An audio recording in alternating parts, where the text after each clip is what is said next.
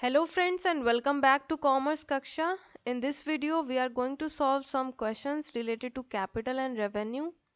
So class 11th accountancy के video series में मैंने सेकंड चैप्टर अभी कंप्लीट कराया है बेसिक अकाउंटिंग टर्म्स का।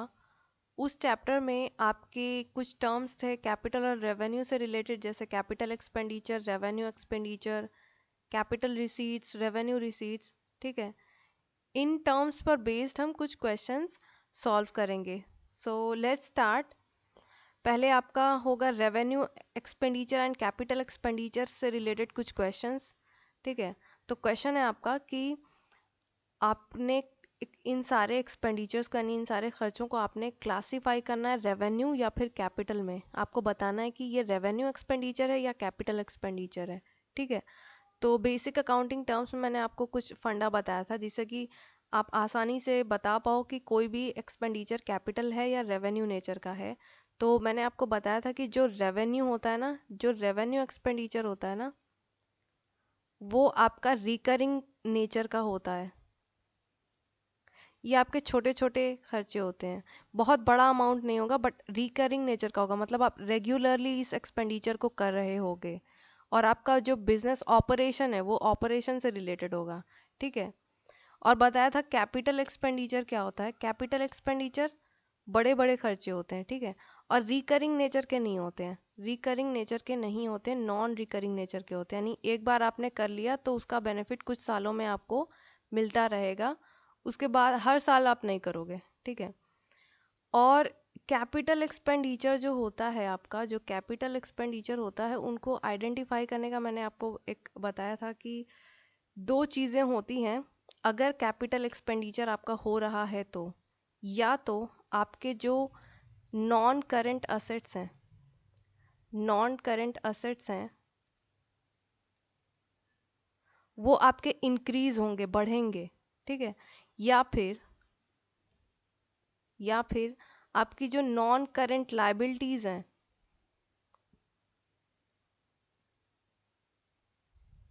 वो घटेंगी। ठीक है, इन दोनों में से अगर कोई चीज़ हो रही है तो इसका मतलब वो एक्सपेंडिचर आपका कैपिटल एक्सपेंडिचर है, अदरवाइज वो रेवेन्यू एक्सपेंडिचर है। ठीक है, तो ये आपको बेसिक फंडा आपको याद रखना है। अब देखिए, हम देखते हैं क्वेश्चन को। पहला है क्वेश्चन आपका कि purchase of goods for resale. जब आप गुड्स को परचेज करते हो बेचने के लिए फिर से, तो वो आपका होता है रेवेन्यू एक्सपेंडिचर, क्योंकि आपका मेन ऑपरेशन से रिलेटेड है एंड आप इसको रेगुलरली करते हो। ठीक है, बार बार सामान खरीदते हो बेचने के लिए। ठीक है, और आपका ये दोनों केस कुछ नहीं होगा, इस इन दोनों केस में से कोई एक भी केस नहीं होगा। ना तो आपका नॉन करंट एसेट बढ़ेगा ना या नॉन करंट लाइबिलिटी घटेगी। ठीक है, नॉन करंट एसेट क्या होता है, नॉन करंट लाइबिलिटी क्या होता है, बेसिक अकाउंटिंग टर्म्स में मैंने आपको बताया। तो इन केस अगर नहीं पता तो आप वो वीडियोस फिर से देखिए। ठीक है, बेसिक अकाउंटिंग टर्म्स के। देन आपका है payment of salary to employ. ये आपका रिकरिंग नेचर का एक्सपेंडिचर है। ठीक है, और आपका ये क्या हो जाएगा, रेवेन्यू एक्सपेंडिचर, बिजनेस ऑपरेशन से भी रिलेटेड है। ठीक है, देन आपका purchase of machinery for for a manufacturer.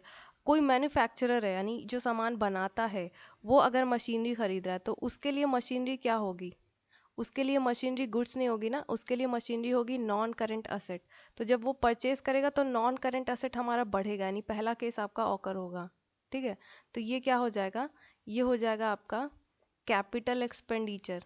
ठीक है, और ये एक बड़ा अमाउंट इस पे मशीनरी पे खर्च करते हैं। ठीक है, मशीनरी हर साल तो खर्च करते नहीं, एक बार खर्च कर देते हैं मशीनरी पर। एक बार मशीनरी खरीद ली हमने तो उसके बाद कई सालों तक हम उसका यूज़ कर रहे होते हैं। ठीक है, तो ये आपका कैपिटल एक्सपेंडिचर है। देन आपका फोर्थ है carriage of 1000 spent on machinery purchase. तो देखिए, एक चीज़ आपको याद रखनी है कि कोई भी आप अगर नॉन करंट असेट परचेज कर रहे हो और eight the time of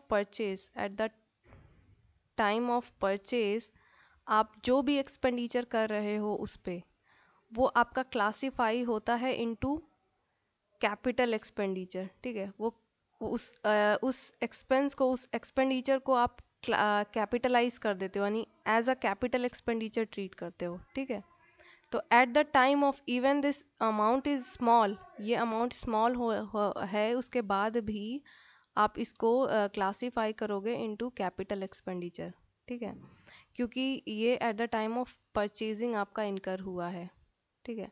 then आपका आता है repayment of a long term loan. अगर आप कोई लॉन्ग टर्म लोन रीपे करोगे तो आपका जो नॉन करेंट लाइबिलिटीज़ है, लोन क्या है, लोन आपका लॉन्ग टर्म लोन आपका नॉन करेंट लाइबिलिटीज़ है, नॉन करेंट लाइबिलिटीज़ आपकी घटेगी, ठीक है, तो ये भी आपका कैपिटल एक्सपेंडिचर हो जाएगा। देन है आपका interest on loan paid by business. अगर कोई बिजनेस अगर कोई लोन लिया है बिजनेस ने और उस पर इंटरेस्ट पे करा, तो ये इंटरेस्ट हर महीने या हर साल पे होगी जब तक कि वो लोन पे नहीं कर दिया जाता पूरे तरीके से, ठीक है, तो ये रिकरिंग नेचर का एक्सपेंस है, ठीक है। और लोन पर अगर आप इंटरेस्ट देते हो तो ना तो कोई नॉन करेंट असेट आपका बढ़ेगा, ना नॉन करेंट लाइबिलिटी आपकी घटेगी, तो ये आपका हो जाएगा रेवेन्यू एक्सपेंडिचर, ठीक है। देन सेवेंथ है आपका 2,000 rupees 2,100 spend on repairs of a machine. Machine की मरम्मत कराते हो आप, तो ये रिपेयर का काम जो होता है वो रेगुलर बेसिस पे होता है, यानी ये रिकरिंग नेचर का एक्सपेंस है, ठीक है। और ना ही इसको करने से कोई नॉन करेंट एसेट बढ़ेगा ना या नॉन करेंट लाइबिलिटी घटेगी, तो ये आपका क्लासीफाई हो जाएगा इनटू रेवेन्यू एक्सपेंडिचर, ठीक है। देन आपका आता है परचेज ऑफ इक्विपमेंट। इक्विपमेंट एक नॉन करेंट एसेट है और अगर आप उसे परचेज करते हो तो आपका नॉन करेंट एसेट बिजनेस में बढ़ जाएगा, तो ये आपका होगा कैपिटल एक्सपेंडिचर, सॉरी सी, ठीक है, ये आपका कैपिटल एक्सपेंडिचर है। देन देन आते हैं revenue receipts and capital receipts. ये मैंने आपको बताया था रेवेन्यू रिसीट्स क्या होती हैं, कैपिटल रिसीट्स क्या होती हैं। रेवेन्यू रिसीट्स आपको रिकरिंग नेचर की होती है, आपको बार बार मिल रहे होते हैं ये पैसे, ठीक है, और आपके बिजनेस ऑपरेशन से रिलेटेड होता है कहीं ना कहीं। और आपका जो कैपिटल रिसीट्स होता है, कैपिटल रिसीट्स में बड़े बड़े अमाउंट आपको मिलते हैं, ठीक है, ये नॉन रिकरिंग नेचर का होता है। और दो इम्पॉर्टेंट पॉइंट इससे रिलेटेड ये है कि या तो आपकी नॉन करेंट असेट, जब भी आपको कैपिटल रिसीट होगी, है ना, तो नॉन करेंट लाइबिलिटीज आपकी बढ़ जाएंगी, या तो ये होगा या फिर आपकी नॉन नॉन करेंट असेट जो है नॉन करेंट असेट जो है वो घट जाएगी, ठीक है। तो इन दोनों में से कोई चीज़ ऑकर हो रही है तो इसका मतलब वो रिसीट हमारी कैपिटल रिसीट है, ठीक है। आइए अब इसको हम क्लासीफाई करते हैं इन सारे रिसीट्स को रेवेन्यू या फिर कैपिटल में, ठीक है। तो पहला है आपका डिविडेंड्स रिसीव्ड ऑन इन्वेस्टमेंट्स, ठीक है।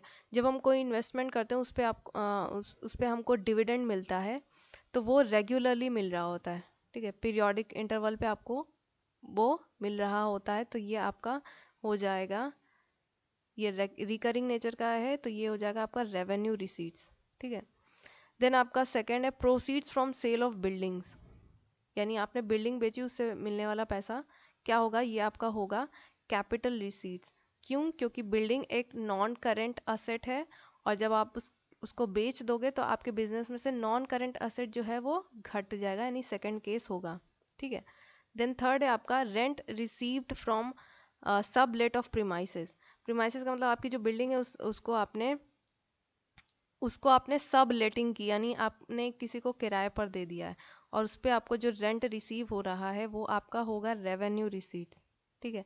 ये आपको बार बार होगा, हर साल होता रहेगा, आपको रेंट उस पे मिलता रहेगा, तो ये आपका रेवेन्यू रिसीट हुआ। देन आपका फोर्थ है amount received from sale of inventory. Inventory मतलब स्टॉक को बेचने से जो आपको पैसे मिले वो क्या होगा, स्टॉक को बेचोगे, आपका मेन बिजनेस ही है स्टॉक को बेचने का, ठीक है। बिजनेस का काम क्या होता है, स्टॉक बेच करके पैसा कमाना ना, तो ये आपको रेगुलरली यही काम कर रहे हो, तो ये आपका रेवेन्यू रिसीट है, ठीक है।